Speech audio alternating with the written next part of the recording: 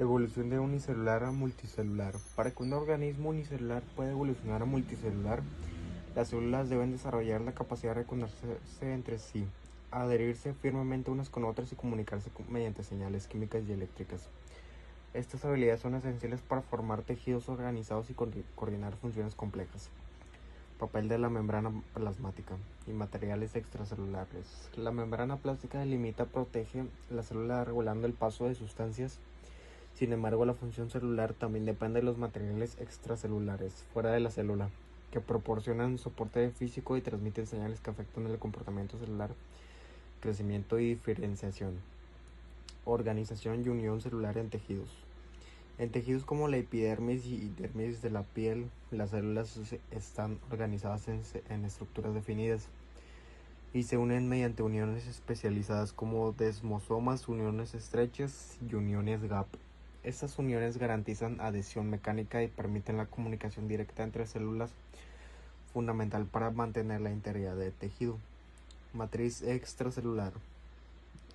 La matriz extracelular es una red compleja y organizada de moléculas secretadas por las células que se encuentran en el espacio extracelular. Sirve como andamiaje estructural para las células, proporciona soporte mecánico y emite señales bioquímicas y mecánicas que regulan el procesos como la proliferación, migración, diferenciación y supervivencia celular. Glucocálix.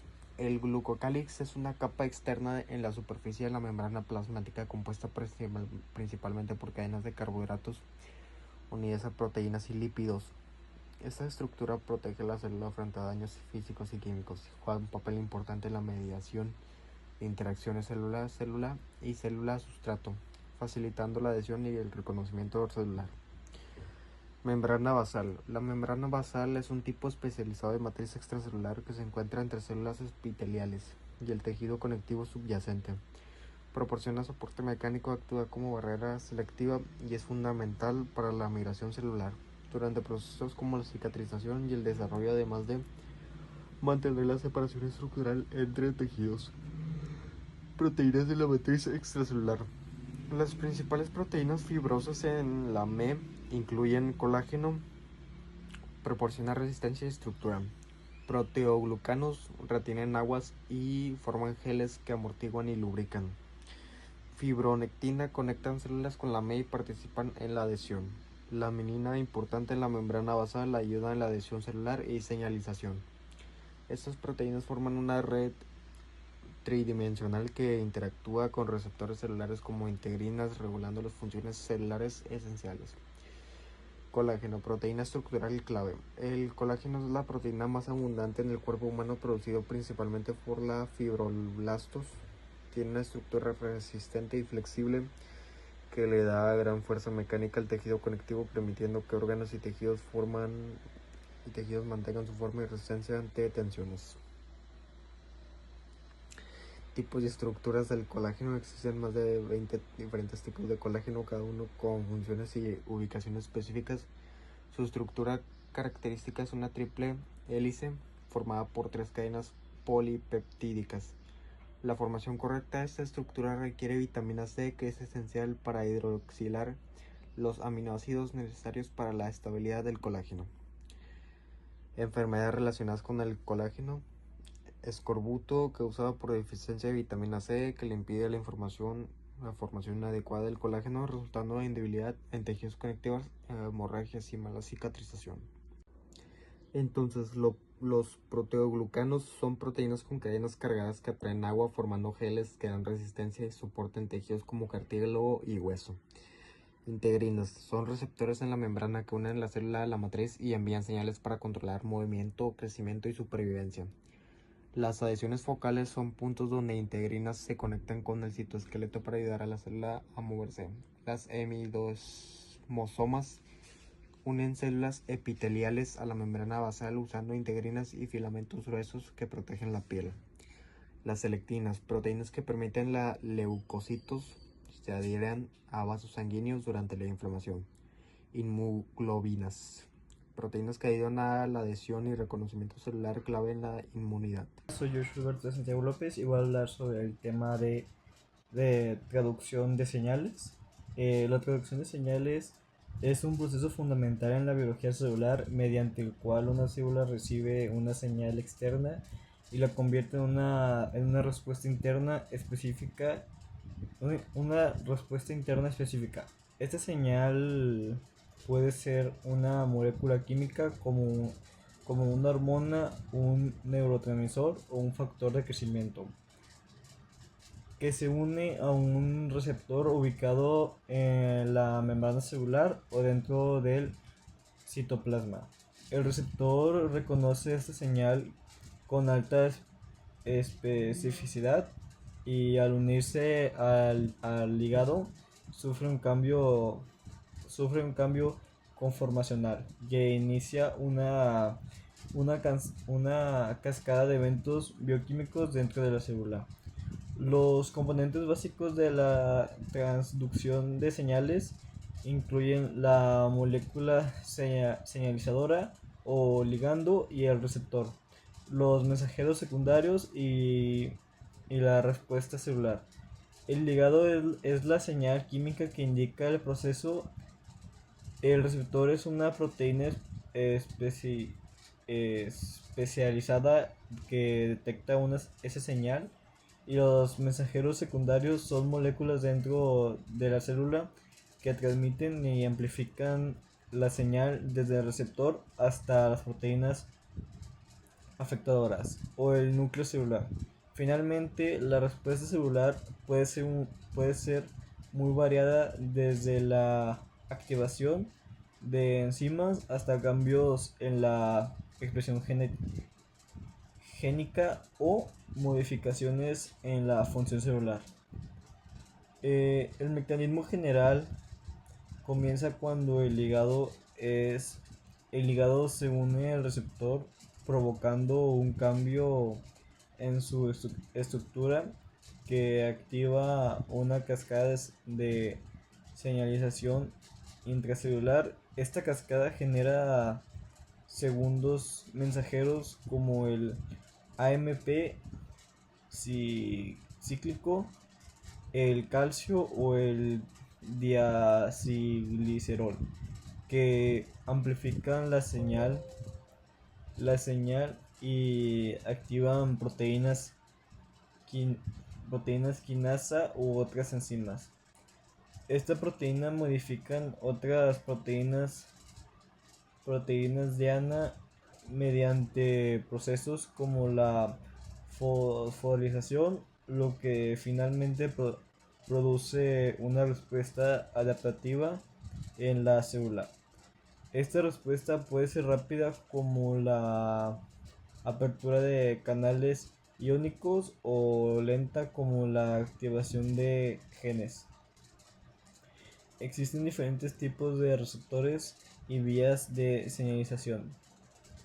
Los receptores acoplados o proteínas G son una familia muy grande y diversa, que al activarse regulan la producción de segundos mensajeros y activan proteínas quinasa como la PKA o la PKC. Los receptores tirosina quinasa se activan mediante la autofosforilación o desencadenan cansada, cas- o des- desencadenan cascadas que regulan procesos como el crecimiento y la división celular. Los receptores nucleares, que reconocen hormonas esteroides, atraviesan la membrana celular y regulan directamente la expresión génica. También están los canales iónicos activados por ligando, que permiten respuestas rápidas al cambiar la permeabilidad iónica de la membrana. La traducción de señales no solo transmite la información, sino amplifica la señal para que una sola molécula señalizadora pueda generar una respuesta celular significativa. Además, existen mecanismos de regulación y terminación para evitar respuestas excesivas o prolongadas. asegurando que la señalización sea precisa y temporal. Hola, mi nombre es Ángeles. En este video me tocó explicar uno de los procesos importantes en la biología, que es la división celular, enfocándome en la fase M, que incluye la mitosis y la citocinesis. La división celular es el proceso mediante el cual una célula madre se divide para formar dos células hijas. Es esencial para que los organismos crezcan, se desarrollen, se reparen tejidos y se produzcan. Existen dos tipos principales de división celular, que es la mitosis y meiosis. A mí me tocó hablar de la mitosis. Ocurren en células somáticas, la cual forman todo nuestro cuerpo, excepto los gametos y generalmente dos células hijas, genéticamente idénticas. En cambio, la meiosis ocurre en células sexuales y generalmente en gametos, que son los óvulos y los espermatozoides, con la mitad de material genético. En la fase M es una etapa del ciclo celular donde la célula se divide en dos. Incluye mitosis, que es la división del núcleo, y citonesis, que es la división del citoplasma.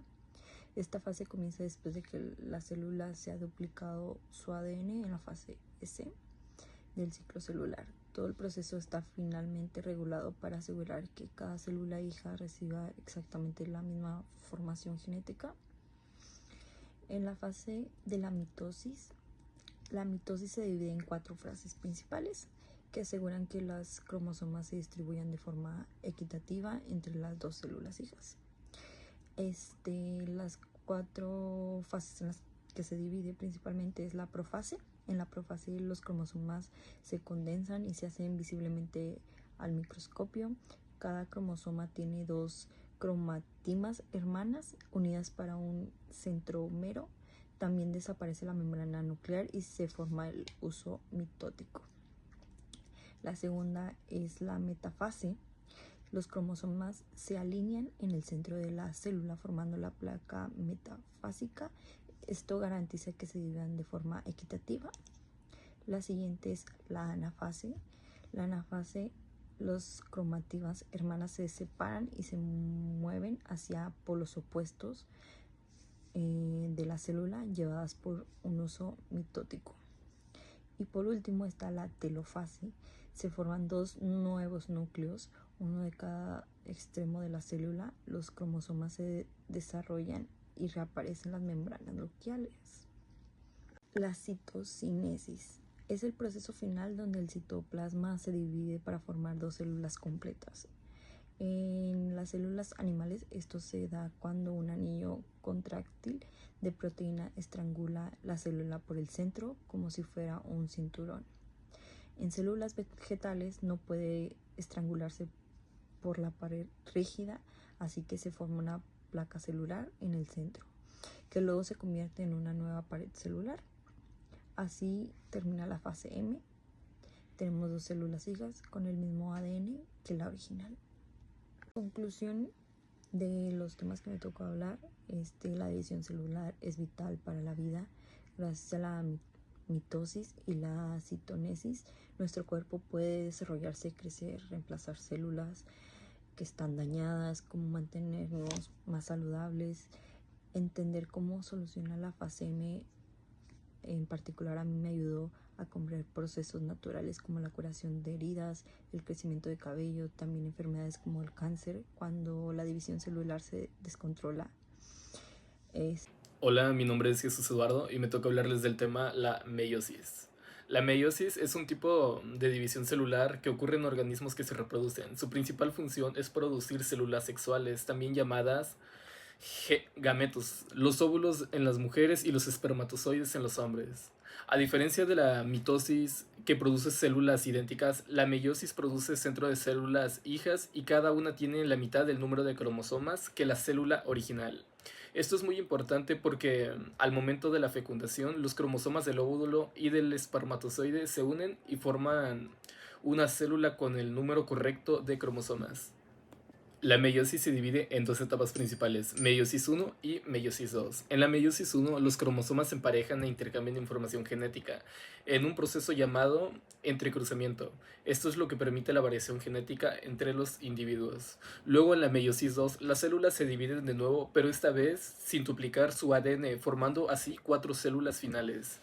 En resumen, la meiosis permite que cada persona sea única, ya que mezcla la información genética de ambos padres y también es esencial para que la reproducción sexual funcione correctamente. Cáncer, la célula cancerosa. El cáncer es una enfermedad genética porque se puede rastrear hasta alteraciones dentro de genes específicos, pero en la mayoría de los casos no es una enfermedad hereditaria. Debido a estos cambios genéticos, las células cancerosas liberaron muchas de las restricciones a las que están sometidas las células normales. Las células normales se dividen a menos que sean estimuladas por la maquinaria homoastática del cuerpo, ni sobreviven si han sufrido daños irreparables, ni vagan lejos de un tejido para iniciar nuevas colonias en otras partes del cuerpo. Siempre que el crecimiento del tumor permanezca localizado, por la general la enfermedad se puede tratar y curar mediante la extirpación quirúrgica del tumor, pero los tumores malignos tienden a hacer metástasis, es decir, a generar células renegadas a que se separan de la masa parental, ingresan en la circulación linfática o báscula y se desmenan a sitios distintos del cuerpo donde se establecen tumores secundarios letales que ya son susceptibles de eliminación quirúrgica. La mayoría de los tratamientos actuales, como la quimioterapia y la radiación, carecen de la especialidad necesaria para destruir las células cancerosas sin dañar simultáneamente las células normales, como lo demuestran los graves efectos secundarios que acompañan a estos tratamientos. A nivel celular, las características más importantes de una célula cancerosa es su pérdida de control de crecimiento. Cuando las células normales se desarrollan en cultivo en condiciones que promueven la proliferación celular, estas crecen y se dividen a una velocidad similar a la de las contrapartes malignas. Sin embargo, cuando proliferan hasta el punto en que cubren el fondo de la placa del cultivo, su velocidad de crecimiento disminuye marcadamente y tienden a permanecer como una sola capa de células. Se dice que las células cancerosas son importantes ya que se puede dividir de manera indefinida. Esto se atribuye en una gran medida a la presencia de telomerasa, que mantiene los telómeros intactos durante cada división celular. Se cree que la ausencia de telomerasa en la mayoría de los tipos de células normales es una de las principales defensas del organismo que protege contra el crecimiento tumoral. La protección contra la apoptosis es otra característica importante que distingue a muchas células cancerosas de las células normales. Las células cancerosas a menudo dependen de la glucólisis, baja condiciones de hipertoxia. Las células cancerosas activan un factor de transcripción llamada HIF, que induce la formación de nuevos vasos sanguíneos y promueve las propiedades migratorias de las células, lo que puede contribuir a la diseminación del tumor. Causas. Además de una gran variedad de sustancias químicas, varios otros tipos de agentes también son cancerígenos, incluida la radiación ionizante y una variedad de virus que contienen DNA y RNA. Todos estos agentes tienen una propiedad en común: alteran el genoma. Una característica de los agentes químicos y físicos es que a menudo son mutagénicos, es decir, promueven la aparición de cambios en la estructura y secuencia del código genético de DNA. Los virus tumorales pueden transformar las células que aportan genes cuyos productos interfieren con actividades normales de regulación del crecimiento de la célula, o bien al introducir su material genético directamente en nuestro propio DNA. En la mayoría de los casos, estos virus aumentan en una gran medida el riesgo de una persona de desarrollo de cáncer, en lugar de ser el único determinante responsable de la enfermedad. Virus vinculados a cánceres humanos incluyen el virus de la hepatitis B, que está asociado con el cáncer de hígado, el virus de Epstein-Barr, que se asocia al linfoma de Burkitt, en áreas donde la malaria es común, un virus de herpes relacionado con el sarcoma de Kaposi, y el virus de papiloma humano HBV relacionado con el cáncer cervicoterino, así como cáncer de boca y lengua. Ciertos informes gástricos están asociados con la infección crónica de las bacterias Helicobacter pylori, que también pueden causar úlceras. Existe un consenso general entre los epidemiólogos de que la dieta puede desempeñar un papel importante en el riesgo de desarrollar cáncer. La tasa de cáncer es más alta entre las personas obesas que en los no obesas, y los estudios en primates sugieren que una dieta restringida en calorías protege contra el cáncer. El centro de atención de las investigaciones más recientes ha recibido unos niveles elevados de insulina y factor de crecimiento similar a la insulina que se encuentra en individuos obesos como la principal causa del aumento de la incidencia a cáncer de este grupo.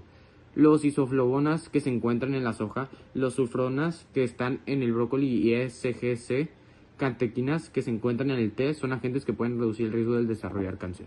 Genética del cáncer. El desarrollo del cáncer es un evento muy raro. Cada vez que se examinan genéticamente las células de un tumor canceroso, invariablemente se descubre que han surgido de una célula.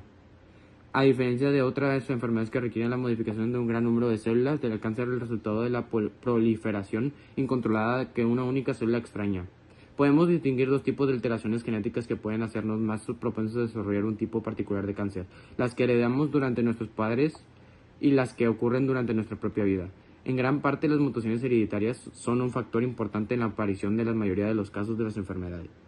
Aunque si no se pueden predisponer, claramente los genes que heredamos tienen una influencia significativa en nuestro riesgo de desarrollar cáncer, pero el mayor impacto proviene de los genes que se alteran durante nuestra vida.